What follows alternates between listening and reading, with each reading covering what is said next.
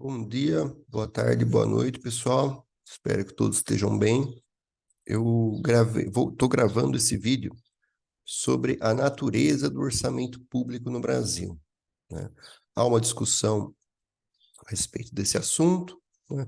Especialmente após a promulgação da emenda que alterou o parágrafo 10 do artigo 165 da Constituição Federal, certo? Que para alguns autores teria tornado o orçamento brasileiro impositivo, para outros nem tanto, certo? Então há uma discussão grande a respeito, é uma questão que não costuma vir tanto numa prova de múltipla escolha, mas pode aparecer sim, sobretudo por conta da discussão no âmbito doutrinário a respeito da natureza do orçamento público, certo? Então, eu vou tentar trabalhar esse aspecto com vocês. Já peço desculpas pela minha voz, porque eu estou um pouco gripado, mas eu espero que não atrapalhe. Tudo bem? Vamos lá. Aqui, um breve currículo, certo? Vamos ao assunto. Bom, justamente, qual é a natureza do orçamento público no Brasil, na doutrina, pelo menos o que diz a doutrina brasileira, né? Temos três hipóteses. A programação deveria ser executada, ou seja, se deve, portanto, traria uma natureza impositiva, em outros termos, obrigatória, cogente ao Poder Executivo. Então, do modo como foi aprovado a legislação, a Lei Orçamentária Anual, chamada LOA, ela teria que ser cumprida pelo Poder Executivo, sob pena, por exemplo, de violação ao princípio da legalidade. Tudo bem? Então, essa é uma visão. Alguns autores adotam, por exemplo, o professor Harrison Leite e também o professor Marcos Abraham, tá? Que eu estou me lembrando, ao menos de cabeça agora. Por outro lado, a programação de despesas contida na LOA está apenas autorizada pelo Poder Legislativo, cabendo ao Poder Executivo decidir acerca de sua execução. Ou seja, as despesas fixadas na LOA, essa fixação seria apenas no sentido de autorizar. E aí, de acordo com a execução ao longo do exercício financeiro, o Poder Executivo, um exercício de conveniência e oportunidade, decidiria acerca do que seria gasto, né? Essa é a chamada natureza autorizativa, ou seja, uma autorização, e por fim, haveria na verdade, o orçamento seria parcialmente autorizativo e parcialmente impositivo. Tudo bem? São essas as três hipóteses trabalhadas pela doutrina. Alguns doutrinadores pensam de uma forma, outros pensam de outro, e nós vamos trabalhar isso, com as três hipóteses. É uma aula bem breve, mas eu espero que ela seja explicativa, né? Seja clara acerca desse assunto. Primeira hipótese, orçamento autorizativo. Nesse caso, o Poder Legislativo, como eu disse a vocês, autoriza os gastos públicos. Ou seja, né, a lei, com a fixação dos gastos públicos, autoriza o gasto pelo Poder Executivo, cabendo a ele decidir, certo? Ao longo da execução do orçamento, um juízo de conveniência e oportunidade. Argumentos para poder trabalhar com essa ideia, para defender, para advogar essa ideia. A própria natureza flexível do orçamento público, ainda mais uma realidade econômica brasileira em que há modificações do cenário econômico com certa frequência, certo? Então, alguns autores vão dizer, olha, o orçamento impositivo no Brasil seria praticamente inviável, dadas as instabilidades econômicas, modificações, alterações.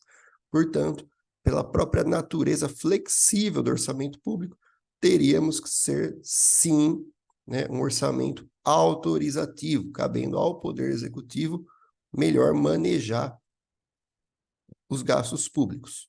Tudo bem?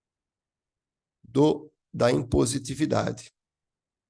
Ou seja, olha, a depender do cenário econômico, essa impositividade toda não se torna mais tão impositiva, tão obrigatória assim, né, para falar de uma forma mais simples. Ou seja, eventualmente, né, se as metas fiscais estiverem com algum problema, ou algum risco de não ser cumprida, os limites de despesa e, eventualmente, a necessidade, né, de cancelamento para abertura de créditos adicionais, pode sim deixar de cumprir.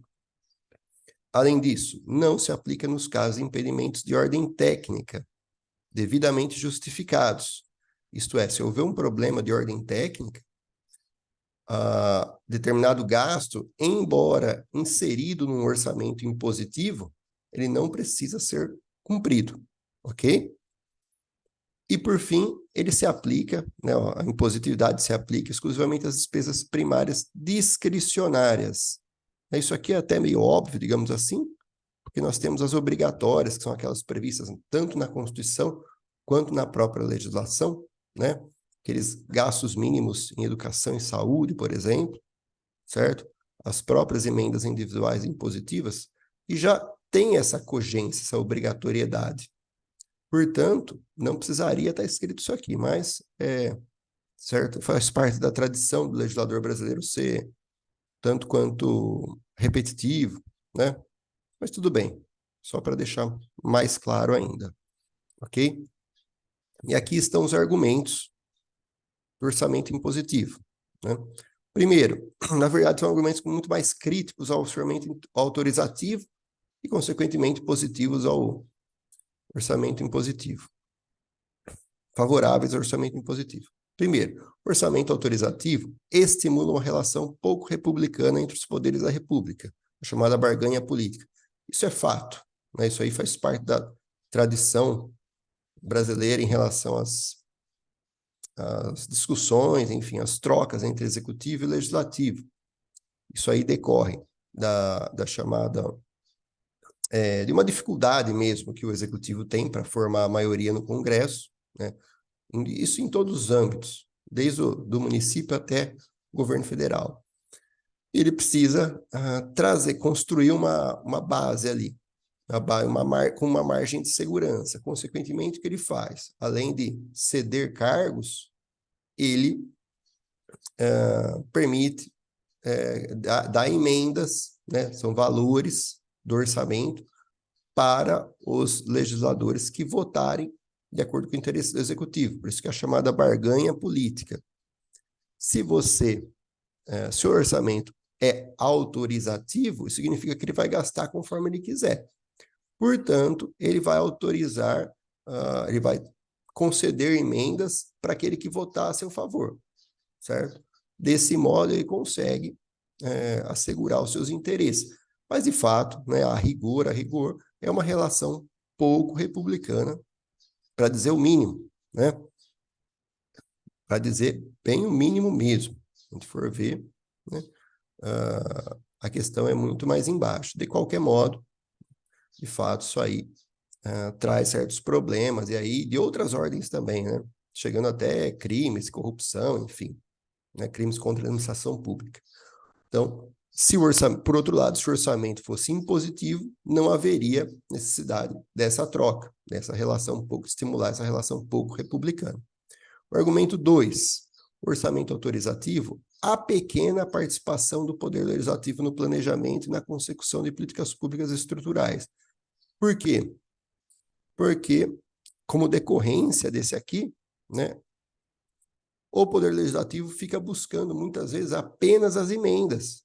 Fica olhando para as emendas e deixa de olhar o todo, né? Deixa de olhar toda a realidade, somente nas questões das políticas públicas estruturais. E aí, ele vai se apequenando, certo? Isso aí, ou seja, ele deixa de olhar o todo, deixa de ter uma visão estrutural das coisas para ter apenas uma visão relacionada às emendas. Claro, não se deve, não estou dizendo aqui, não estou demonizando as emendas parlamentares, não é isso, né? Muitas vezes é o meio mais prático, mais concreto do legislador, né, do parlamentar, trazer alguma efetividade. Mas nós sabemos que a função do legislativo não é produzir, efetivar políticas públicas, e sim debater, discutir. Isso é da natureza do próprio poder, de um dos poderes da República. Tá? E 3, o orçamento impositivo provê maior previsibilidade e segurança jurídica à administração pública. Esse aqui me parece um argumento muito importante, eventualmente para você usar numa prova de segunda fase, é que você, olha, aliás, a sociedade, o mercado como um todo, sabendo quais serão os gastos previstos no orçamento, que eles deverão, pelo menos em sua maioria, ser realizados, é possível, sim, que a sociedade, né, e o próprio mercado e a administração pública como um todo tenha mais previsibilidade e, consequentemente, segurança jurídica, algo que costuma faltar na realidade brasileira, certo? Esse me parece um argumento bastante importante. A ideia da impositividade está relacionada à noção de lei, né, a LOA, com uma lei formal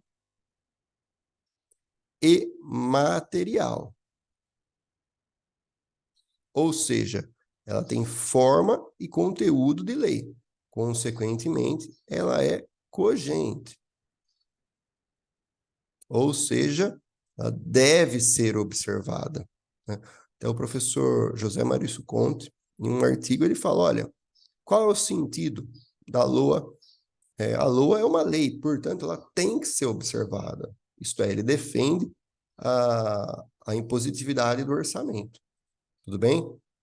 É uma visão na doutrina que tem ganhado espaço cada vez mais, certo? Mas ainda, na prática, não tem sido adotada. A expectativa é que... E até porque é um assunto um tanto quanto novo, tá, pessoal? Isso aí demora mesmo. A gente sabe que, né, não é assim de um dia para o outro que as coisas vão mudando no direito, enfim, na realidade política também, que está envolta em muitos interesses, ok? E nós temos uma terceira visão, que seria, na verdade, o orçamento ele seria misto, né? Então, se de um lado nós temos uma lei, a LOA é uma lei, isso aí não há mais dúvida quanto a isso, entendendo como a cogente, ou seja, ela teria a impositividade, né? Ela seria impositiva. Por outro, existem instrumentos legais, como o contingenciamento de despesas e a desvinculação de receitas da União, que provém maior flexibilidade aos gastos públicos. Tá? Então, por isso, essa referida obrigatoriedade ou impositividade ficaria relativizada. Tá? Por isso que alguns autores, né, não é a maioria, tudo bem, poucos autores, falam, olha, na verdade, esse orçamento ele é misto, né? Porque ele tem aspectos impositivos, né? Esses autores trabalham com a ideia de impositividade, ou seja, de natureza cogente, obrigatória, mas, ao mesmo tempo, a Constituição e a legislação mais importante do direito financeiro, a própria Lei Complementar 101 de 2000, prevê instrumentos legais que flexibilizam os gastos públicos, inclusive sem passar pelo legislativo, certo? Por isso que é uma versão fraca da impositividade, no caso brasileiro, para aqueles que defendem o orçamento impositivo, como o próprio contingenciamento. Né? Ou seja, precisa de autorização do legislativo para contingenciar despesas? Não. Para desvincular? Não. Portanto, seria uma natureza mista do orçamento. Parte positiva, além disso, né? Esses autores falam, olha, parte da impositividade do orçamento estaria restrita às emendas impositivas individuais e de bancadas estaduais do DF, e o restante das programações orçamentárias seriam autorizativas por parte do Poder Legislativo. Tudo bem? Então, veja, são dois aspectos da própria natureza do orçamento, que é esse aqui, isto é, ele pode ser considerado, ainda que seja considerado impositivo, não é 100% impositivo, porque existem instrumentos legais e constitucionais que relativizam essa impositividade, inclusive sem observância né, sem a aprovação do legislativo no decorrer da execução orçamentária. E, por outro lado, atualmente, a impositividade estaria restrita às emendas individuais e de bancadas estaduais e do DF, e o restante seria meramente autorizativo.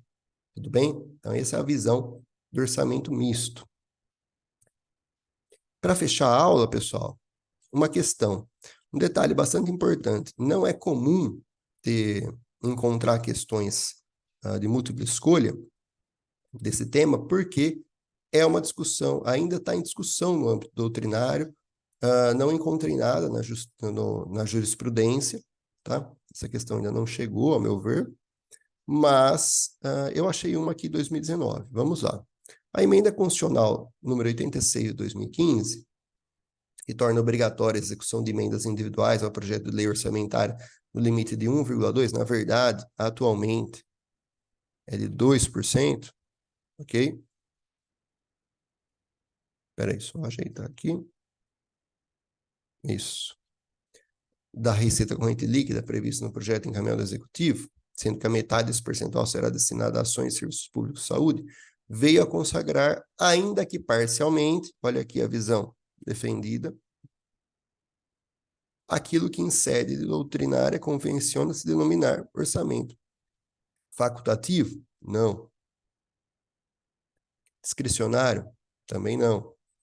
Impositivo, certo? Ou seja, ainda que parcialmente, o que ele quer dizer com parcialmente? Ao menos em relação a esse percentual aqui, a obrigatoriedade de execução das emendas individuais positivas, que vai ser tema do meu próximo vídeo, certo? Então, correto é a letra C, a única que destoa, né, das demais alternativas. Tudo bem? Pessoal, espero que vocês tenham compreendido, né, tenha ficado mais fácil de entender essa discussão. Qualquer coisa, podem me procurar no Instagram, aqui estão os meus contatos, tá? No YouTube, no Instagram ou também neste e-mail aqui, não tem problema, tudo bem? E fiquem à vontade para assistir os demais vídeos, tá bom? Um abraço a todos.